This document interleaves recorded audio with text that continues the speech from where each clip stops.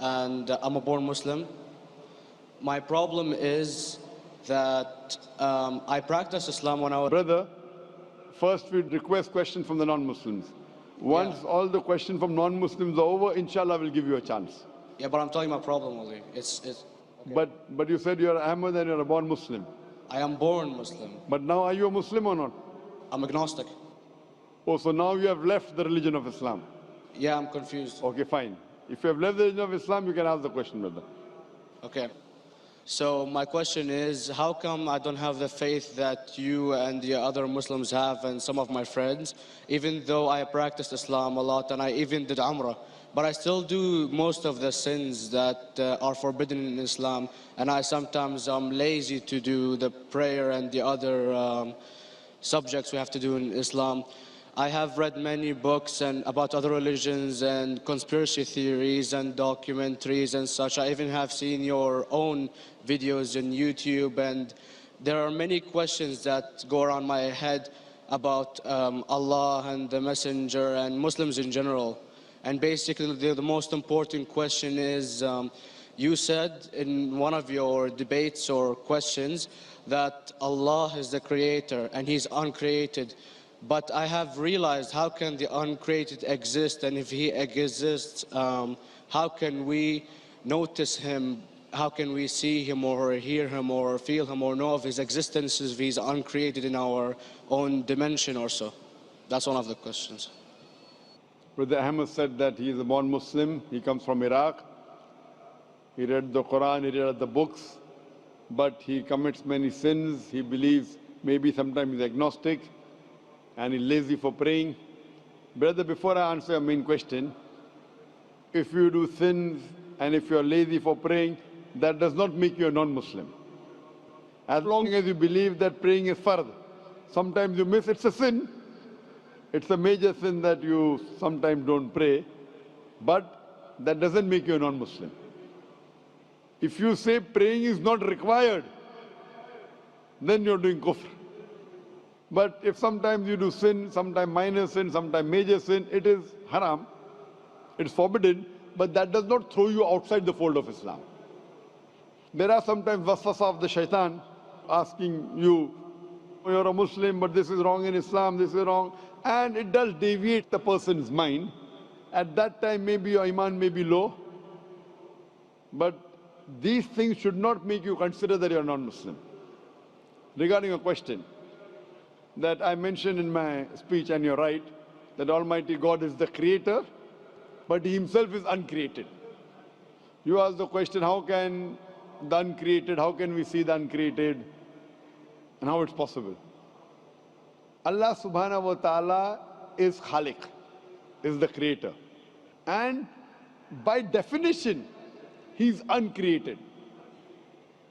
Because normally people say that when they try and prove in logic that everything has a creator, who created this table, the carpenter, from where he got, from the tree, who created the tree, so it goes back to Allah. So when many of the people try to convince an atheist, they try and say that everything has a creator, and then they get trapped when the atheist asks him who created Allah. So if you hear my tapes, I never go that way. I ask the atheist that how did you come to know about the universe? How did you come to know about the functioning of the stars, of the sun? And he says, and goes back, that the creator. So it's the vice versa. So if you know how to deal with logic, you don't trip over this problem with the atheist trap, the Muslims or the believers, by saying who created Allah. By definition, Allah is uncreated. And if you ask the question, who created Allah? If you have heard my tapes, I give the reply, that suppose a person comes and says that my brother John. Yeah, I know, I saw that, I heard that's funny, but I mean, how does he exist if he's uncreated? Not that is Allah. Yeah. That's the difference between you and Allah. How does he exist? Means he was existing. He doesn't have a beginning. You and I have a beginning, that's human being. So that's the difference between us and Allah. You can't say that Allah has to be like us. If Allah is like you and me, why should we worship Him?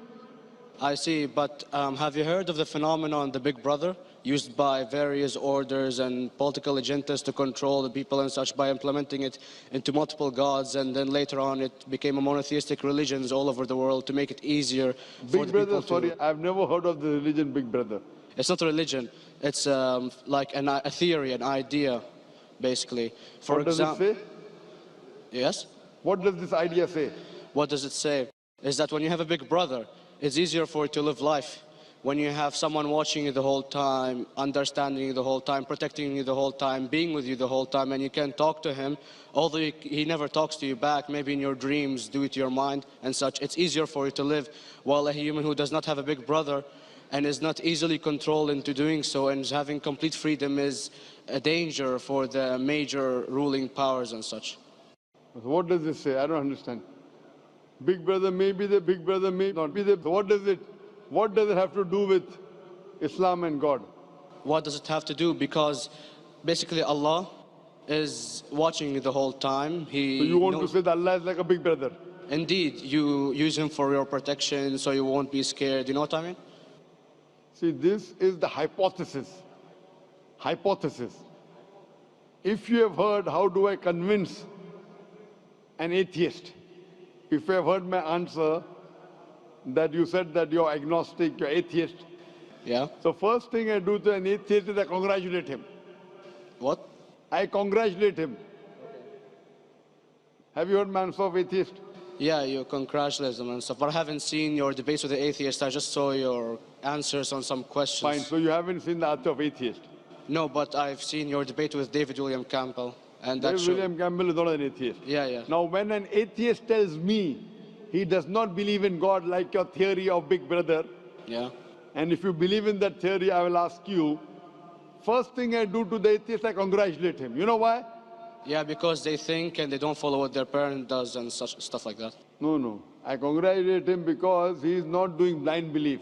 The other people are doing blind belief. He is a Christian because father is a Christian. He is a Hindu because father is a Hindu. Most of the Muslims are Muslim because father is a Muslim. He is thinking. He says there is no God.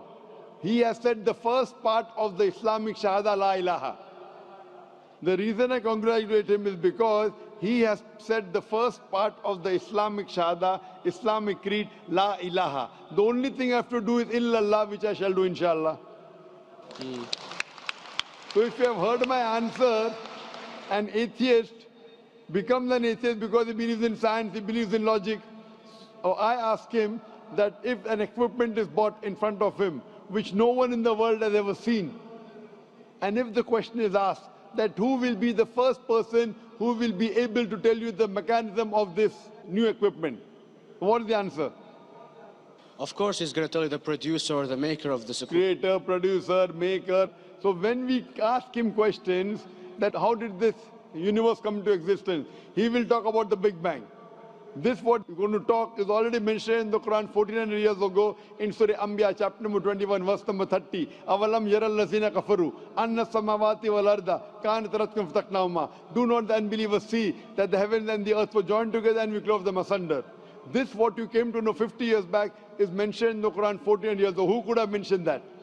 Well, in various civilizations in like 2000 or 5000 BC before Islam came or Christianity itself, there was various civilizations that are good in astronomy and they know more about our solar system than we do now, sadly. Brother, your knowledge of science is little, not in-depth. I do agree. There are certain things which were known as hypotheses.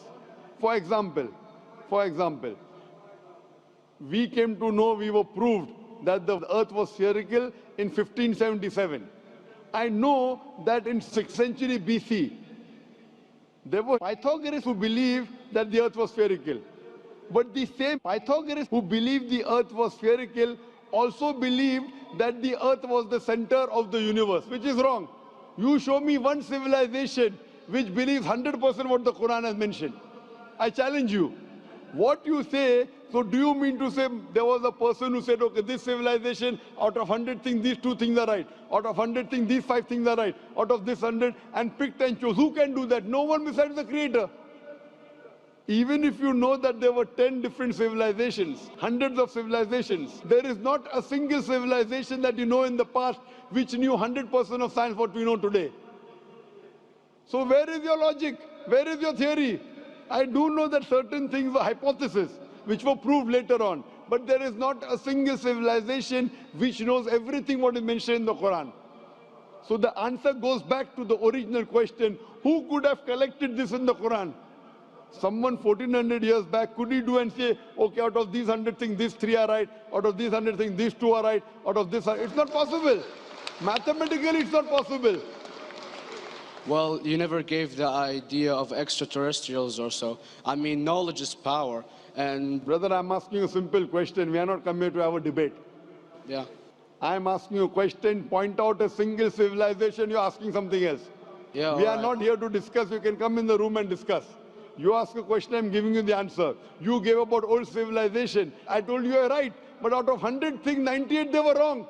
So I'm asking you, who could have mentioned this in the Quran? You're talking something else now. Yeah, well, I'm asking telling a simple question, 2 plus 2 equal how much? You're saying, I'm telling you 3 multiplied by 3 is how much? I'm asking a name, you're telling that where do you live? you know, I'm asking a simple question, name me a single civilization which has everything what was mentioned in the Quran. Do you know of any or not? Yes or no? well, not everything, of course. Even not 10%. Why? Babylon knows of most of the planets and such. Planet is not the only thing mentioned in the Quran. There are Of course. 1,000 things mentioned in the Quran. To say what 1,000 things are mentioned in the Quran, 10% would be equal to 100 things. Did Babylonian civilization knew about 100 things mentioned in the Quran? No, because they You don't have the cannot. IQ They level knew of that. 5 or 6 things. In percentage wise, very small.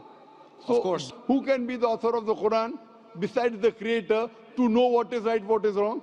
Today science has established the hypothesis mentioned by Babylonian so many centuries back is today proven. So these were hypotheses in the past, which out of them many have been rejected, some have been accepted. So to collect all which is 100% correct has to be from the creator and no one else.